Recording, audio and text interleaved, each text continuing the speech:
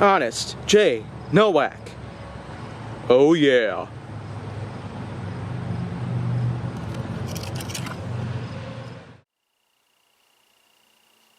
A pleasure to meet all at last, and welcome back to Honest J. Nowak.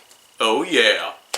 But let's also not forget that we're still in the middle of our good old Flying with the Phone segment of HJN. This is in fact another pretty big long run that I have going on here, but let's keep in mind, this is still much of a daily task that I have at hand, so I might as well keep working just to maintain the flow of HJN topics, and also to keep it going here on this channel. HJN is going to be a huge thing going forward for a while.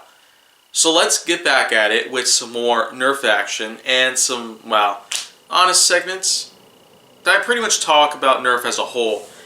So today's blaster is another Mega Blaster. This one's another small one. So unlike the Hot Shock though, this one seems to excel at a couple things here. It tends to rip off the design of a fellow Mega Blaster out there called the Big Shock, though it is in fact slightly different in most ways. Another big thing as well, it's a Mega AccuStrike Blaster, and it is in fact one of the most recent additions to the Mega AccuStrike series, alongside some others here and there, like the Thunderhawk and others. But of course the Mega series in its original state is not at all over yet. Since the Moto Strike is out, that's pretty much all the proof you need to know that the original Mega series is not going to die off anytime soon. Meanwhile, the Mega AccuStrike series is just, well, our best bet of having both the Mega series and AccuStrike series live on. Probably for a long time, but you never really know for sure.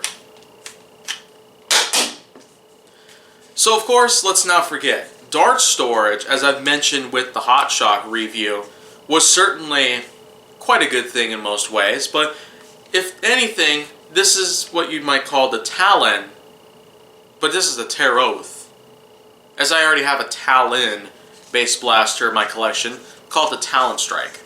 So of course, that review is actually going to be coming up at some point later on, so let's not forget about that. But the Taroth here has 3 places for dart storage. The front barrel, the top, and down here in front of, wow, this little thing. I'm just not entirely sure of what this is pretty much meant for, but it is what it is.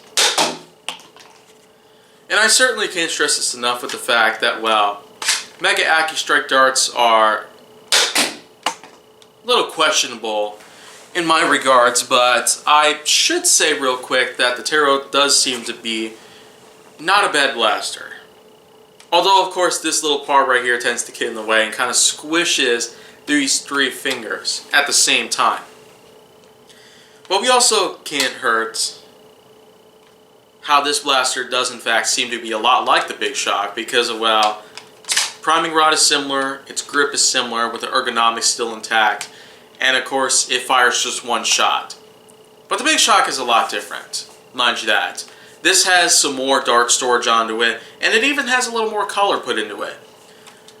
Because of the dark gray and even darker gray accenting orange, red, white, as well as yellow on the top here. Yeah. Now that's a pretty good way to sort of steer clear from the traditional red, white, gray, black, and other colors that pretty much harbinger the Mega series as a whole and characterize it from any of the others. But I can't really say that this is a bad Mega Blaster as a whole. It's a good one for the price that it is. And of course the fact that it's a Mega AccuStrike Blaster, I'm just not entirely sure about how to gauge how good of a blaster it is based on, well, just that. I've kind of commented before on how bad some Mega AccuStrike darts could do on their own. But then again, this probably just is sort of middle of the road by my book. Of course, invisible integration was something that I have used to try and gauge an even better results that I would have normally given to them, but let's not forget, this is no Nerf Secret Revealed. This is Honest J. Nowak, providing you Nerf Secret Revealed content for the first time in a little while. Because after all, The original series is dead, and Aftershock has pretty much come and gone. But of course, the franchise as a whole, Nerve Secrets Revealed, is only just beginning. It's a long way ahead before I even consider pulling the plug on it.